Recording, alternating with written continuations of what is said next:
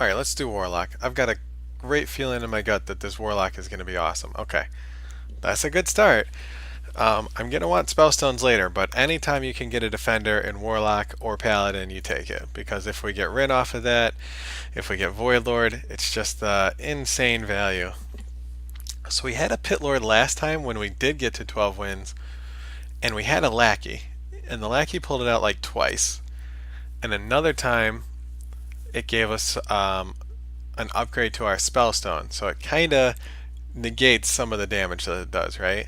Gets a really good swing there. So I think we can run on the Pit Lord here. The Geist can give things going for you. I don't think in Warlock we're going to want to try to rely on the Geist. I think we're going to make this Pit Lord work.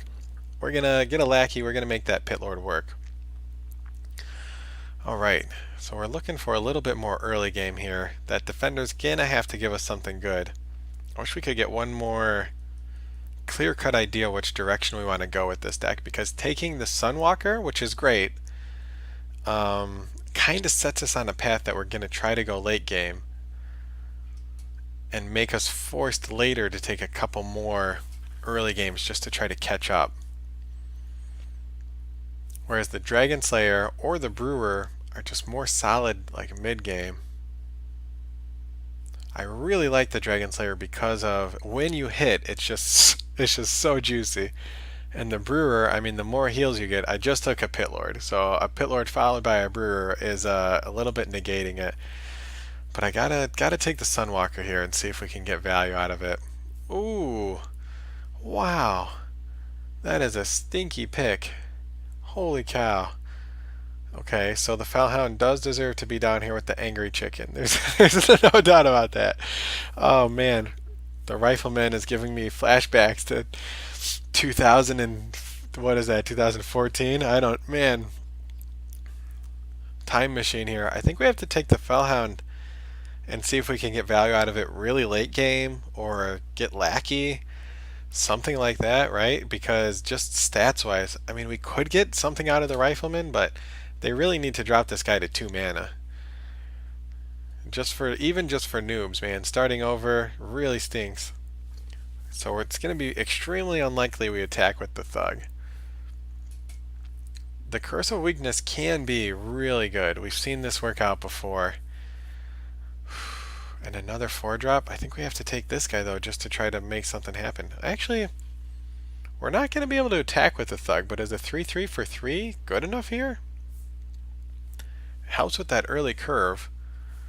We have to have something for this guy to eat, and so far we've got nothing. And there's been way too many times where he's been sitting in your hand and not getting value.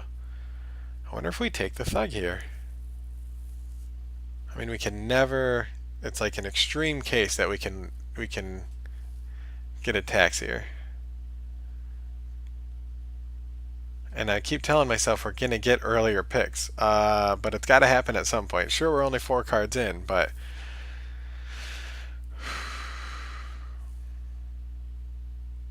this guy's got a higher ceiling. We're gonna take that and just hope that it works out.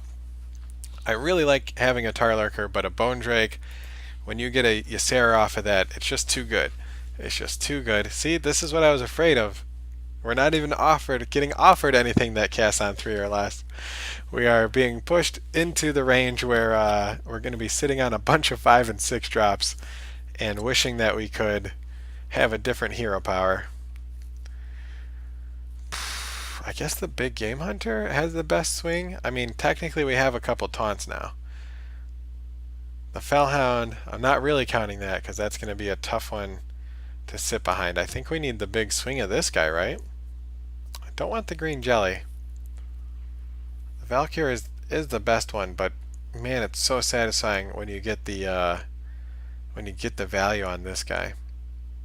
I think we need the value because we're not getting that early game. Let's see if we can turn that into something. Alright, here's at least something that helps us a little early on. I have to take the 2-drop. We have to have some 2-drops. They have to be in here somewhere. Oh man. So Shadow Flame has gone down. Yeah, so the curse is really good, especially because you could get the demon that switches everybody's attack. You could get a crazed alchemist, which then is just insane value. It's also just really good. It's kind of like, so there's a couple cards that are really fringe playable, right? So Frost Nova, the Curse. What was the one we were Paladin last game. I thought we saw it when I was drafting. But there's these cards, the Heal, right? The Heal, 2 mana for 6 heal. They're fringe playable. They're so situational. But when they hit, when the Curse of Weakness hits and you just get an amazing trade, or when you get the first Frost Nova so that you just get through that extra damage with Mage, that's where you're gonna get extreme value without having to have the obvious card, right? So Flame Strike always gets you the value. Blizzard always gets you the value. Getting a Frost Nova at the right time gets you that insane value. It's just not that reliable. So it's not in that top tier. It's on that fringe value. That's why I put the Curse of Weakness. So we could, especially if we get an obvious combo with it, like the demon that switches everybody's attack and you can clear the whole board with it. But the curse is on the fringe like that. Fresh Warlock. I gotta put up a fresh Warlock arena here so everybody knows. If they're coming to look for the 10-win pally, I'm sorry guys, we lost game 11. We lost game 11 against a top deck Flame Strike. So we just took a turn 2. I think we take the Mind Control just so that we get some insane value. This guy is really good in arena. I'm surprised he's next to these guys. I think we have to pass up on the Wasp. You can get so much value out of this guy. We are really happy to see that guy come along. Oh man, I think we take the Beetle. I like the idea of Soulfire, but we've already got so many things that are going to be tough to get value out of, and I think just having a 2-drop is good. If Soulfire costs 0 mana still, I would I would take it. Is the Imp best here? Look at this curve. We can't get anything out of Skelemancer. Oh, we could get a Taunt. We could heal ourselves. But our other 6-drops are so much better. Wow. Do I take Blood Imp? No, I can't, because part of the reason I took the Felhound was hoping we would get a Lackey or some way of cheating it in play, and using the Blood Imp to water down my demons is going to be terrible. So let's, I guess, the Skelemancer. It at least gives us something on the 5. Here we go. Here's why we play Warlock. Man, this is a terrible hodgepodge of deck here. So what gives us the best chance of winning here, of catching up? I think we have to Defile into, I don't know, Skelemancer maybe? Oh man, we need some love in here. We need some luck. At least we can maybe hit a strong curve if we get a couple more things up here. We've already got some 6-drops. It's too, you can't pass up on the first Defile. You have to have at least one. Okay. There we go. Complain and you shall receive. The squeaky Warlock gets the blood pool. That's what they say. I think we take the Dreadlord. Can we? Over the Siphon Soul? No, we can't. We just can't. We had to pass up on the Spellstone early on. This game really wants us to have a Geist. That's our 3rd Geist. I don't think we can have a 4th 6-drop here so far. Look, I mean, this curve, we gotta spike it in here pretty hard here soon. I mean, we've got 3 3-drops, but we want to set up the Rat Catcher perfectly. You don't want to just drop this guy on turn 3. The value from him does not come on turn 3 trading for an acidic slime. So, and same thing with Mind Control. So we take the Sun Cleric. We take the Fallen Sun Cleric. We try to get there. Man, wow. This is going to be tough. We got 12 wins on our last Warlock because we had some luck with the draft. This is tough. Can we get Summoning Portal to work for us? I don't think so. We can drop this guy on turn 3, I guess, and get that going. I actually like the Homunculus, especially if we get a Spellstone, but we can't pass up on Hellfire. I'm thinking we're going to try to stave them off turn 3 and hopefully get a really good Hellfire or Defile so that we can maybe next turn drop two crummy 3-drops. Does that mean we want Egg Napper? What do we have to help us with the Defile? Just the Fallen Sun? Egg Napper is really good at setting up Defile. But Rock is a really good 5-drop, and right now our 5-drops are pretty poopy. This is probably the best class to have a Deranged Doctor in, too. Especially if we get a Pact. We didn't get a Pact last time, so Moneyball talking. Maybe we can play this guy, get a turn value out of him, and then eat him for lots of life. This is where the real nerf should have come, obviously, because the Pact combo here still over 12 or still over 10 health. Look at that. We really need to spike this curve here, though. Wow. This deck is not looking like a winner in 2018. It's sure looking like maybe a decent deck from 2016. Where's our defining cards for this expansion? Come on, give us something. This guy's at least from this expansion. Do we have anything else? Ratcatcher? That's it. Right? Am I missing something? Oh man. Okay. Wait, I'm taking too long on this pick. Okay, I do that sometimes. Both of them have eggs. Okay, we're gonna take the Egg Napper. There we go.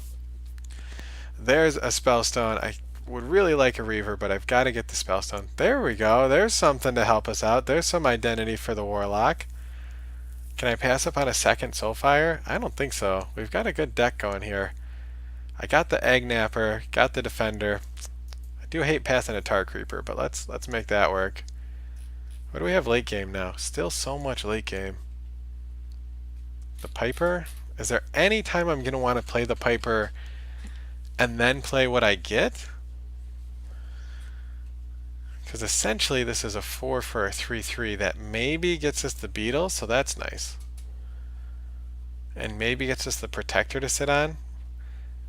But the value is from drawing the card, and we're Warlock. So our hero power is the value here. We get that all the time. This guy helps us set up a really good Defile, right? That's actually, maybe we take that just to set up the Defile, just have a turn 1 drop to fill in a weird turn. Could get value out of the Doctor late game, but I'd rather get a Worm. Let's take that guy and see what happens. Ooh. I really want a Poison. Do I need a Poison though? Over a Spellstone? No, we gotta have 2 Spellstones. That's the only way we're gonna turn this around. There we go. Let's party like it's like it's classic. No, not that far. I didn't mean so far that we get a River Crocodile. Come on. Alright, we take the Curse of Weakness. I was talking about that earlier. Get that to work. We've got to take the Discover. I would like the heal, but we got to take the Discover. Give us a chance. A chance at Voidlord. At something crazy. A chance at Jiraxxus? That would be really good for our deck. Okay, we need a 3-drop here. What's a 3-drop we want more? The Dragon Slayer. What do we have for 3-drops? A 3/1, a 3/3, a 3/3, 4 butt. Yeah, I think we need the Dragon Slayer just because we can get value out of it. Ooh, Life Drinker. Is that better for us than Warlord? What do we have minion-wise? Are we ever going to have such a wide board that Warlord's going to matter to us? What about Green Jelly? Do we want Green Jelly on turn 5? Not really. We've got enough taunt up here. Let's get a good Life Drinker. Let's get some healing. Oh, Twisted Nether. Is that the cake? The icing on the cake? Can we use it now? Man, I wish I had seen that guy earlier. That would have made this deck quite a bit different with some of the picks. Is it good enough? I mean, you know what? We've done this before where we've said to ourselves, can one of the best cards, one of the biggest swing cards, be good enough? And the answer is yes, right? We've done this to ourselves before where we've thought the synergy of our deck, the purpose of our deck trumps the fact that there's just an amazing card out there. I don't think we can do that. We've got to take the Twisted Nether. I mean, what's a Grizzly going to do to us compared to a Nether, right? It's not even like it's against the Voidlord or something. We don't even have to think about this. It's getting late. I'm making silly ideas, but no. Okay, so those last 5 picks turn this deck into something. 2 Spellstones, We've got some ways to hurt ourselves. Oh, we did not end up with a silence. I think I passed on the poison for the second spellstone. So we've still got some work to do. We've got some work to do here. No silence, no poison. We've got a fellhound to play around. We've got to be really careful with our cards because half of our cards are very terrible for us. We got to get the pterodax right. We've got to get the rat catcher right. We've got to get the where's the other one? What's it called? The one that eats the pit lord right, and we've got to get the void terror right. So this is a weird warlock. This is a weird warlock run, which is part of the reason I was a little concerned picking warlock because you can end up with some of the worst cards for arena are in warlock.